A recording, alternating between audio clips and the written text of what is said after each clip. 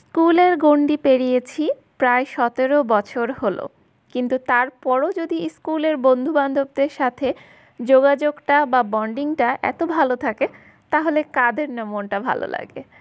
আসসালামু আলাইকুম, কেমন আছেন সবাই? আশা করছি আপনারা সবাই খুব ভালো আছেন। আলহামদুলিল্লাহ, আমরাও সবাই ভালো আছি। আমার আফরিনস ওয়ার্ল্ড থেকে আরও নতুন একটা ভিডিওতে আপনাদের সবাইকে স্বাগতম জানাচ্ছি।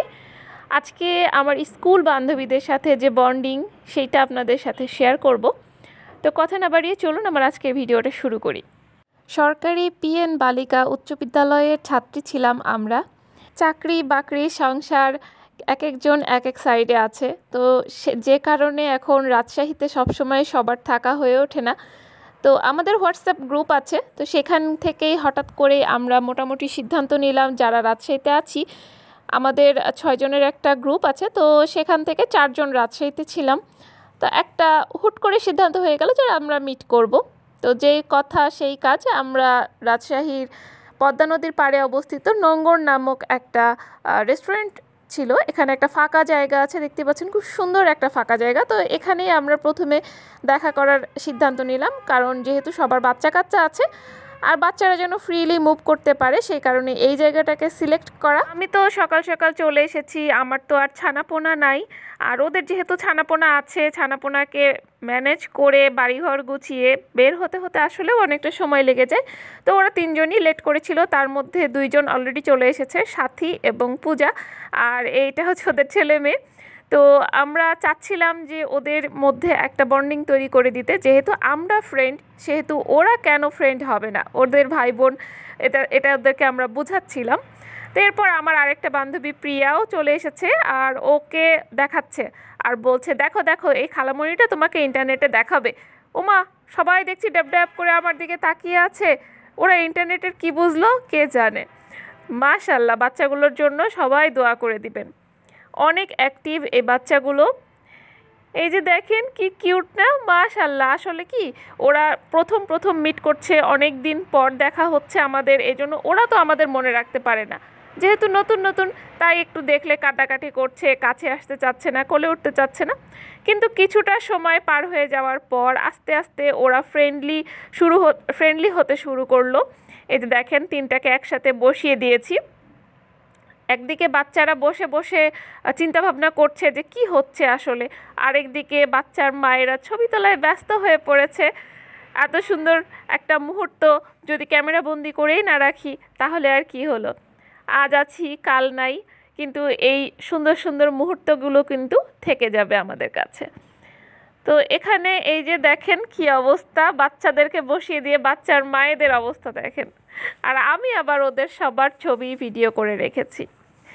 এরপর আস্তে আস্তে সবাই ফ্রি হয়ে যাচ্ছে, সব থেকে বেশি ফ্রি হয়েছে সাথীর বেবি সামাহ বাচ্চা, দেখেন অবস্থা।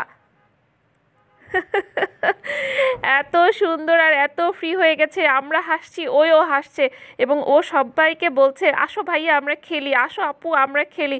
কিন্তু বাকিরা একটু ছোট, তো এজন্য একটু ভয় ভয় পাচ্ছে, খেলতে আনইজি ফিল করছে, কিন্তু আস্তে আস্তে ওরা অ্যাডজাস্ট হয়ে যাচ্ছিল, বাচ্চা তো একটু সময় নেয়।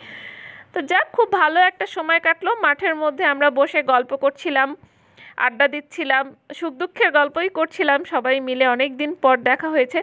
তো আমরা মোটামুটি সিদ্ধান্ত নিলাম বছরে এরকম 1-2 বার কিন্তু আমাদের মিট করাই উচিত, না হলে কিন্তু এই বাচ্চাদের মধ্যে বন্ডিংটা তৈরি হতে সময় লেগে যাবে।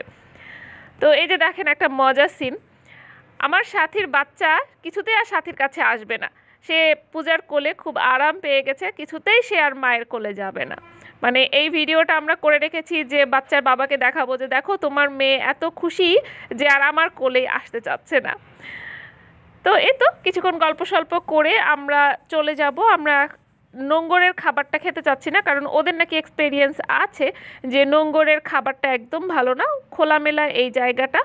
তো এখানেই আমরা সময়টা পার করলাম, কিন্তু খাবার খাওয়ার জন্য আমরা চলে যাব পিৎজা বার্গে। অনেক দিন থেকেই পিৎজা বার্গ রাজশাহী শহরে আছে। আমি পিৎজা সবসময় বাসায় হোম ডেলিভারি করে নিয়েই খেয়েছি, কিন্তু সরাসরি রেস্টুরেন্টে আমার কখনো আসা হয়নি। আজকে প্রথম আমি পিৎজা বার্গ রেস্টুরেন্টে যাচ্ছি। তো আমি লোকেশনটাও চিনতাম না, কিন্তু ওরা প্রায়ই এসেছে এখানে, এ কারণে ওদের সব মুখস্থ।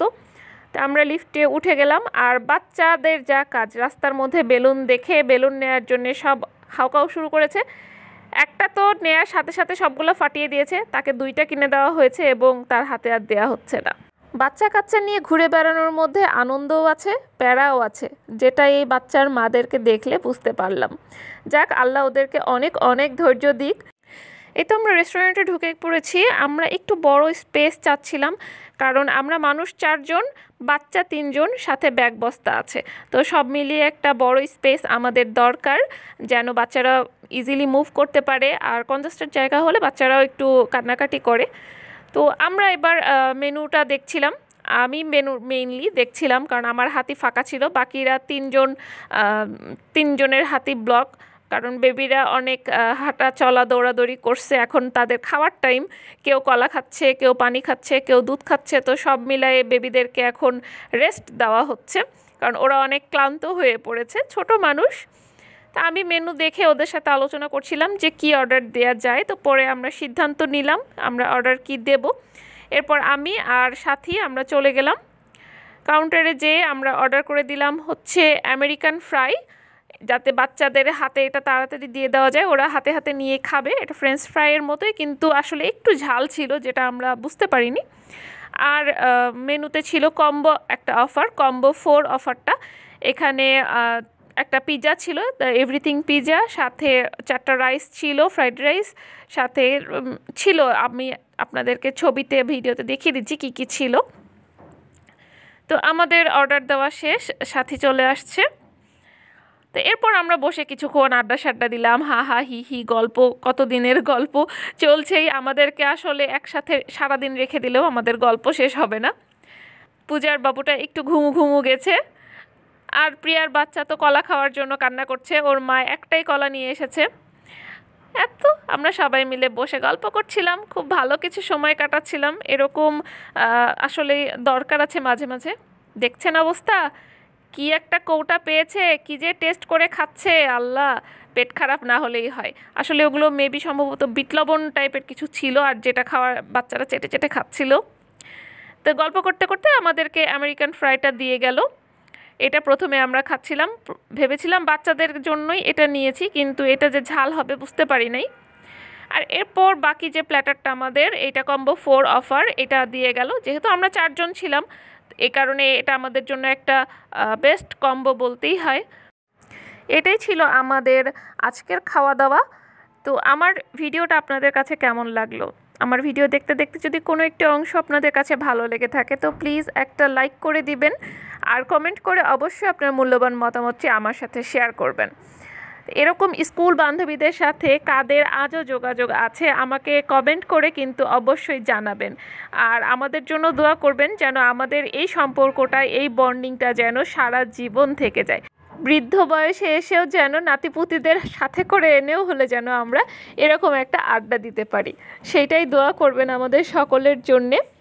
তো খাওয়া দাওয়া শেষ করতে করতে আমাদের প্রায় সন্ধ্যা হয়ে গিয়েছিল, আর খাওয়া দাওয়া শেষ করে আমরা সবাই যে যার বাসার উদ্দেশ্যে রওনা দিয়ে দিই। তো এটাই ছিল আমার আজকের ভিডিও। সবাই খুব ভালো থাকবেন, আমাদের জন্য দোয়া করবেন। আমার পরবর্তী ভিডিও দেখার আমন্ত্রণ জানিয়ে আজকে এখানেই বিদায় নিচ্ছি। ধন্যবাদ সবাইকে। আসসালামু আলাইকুম।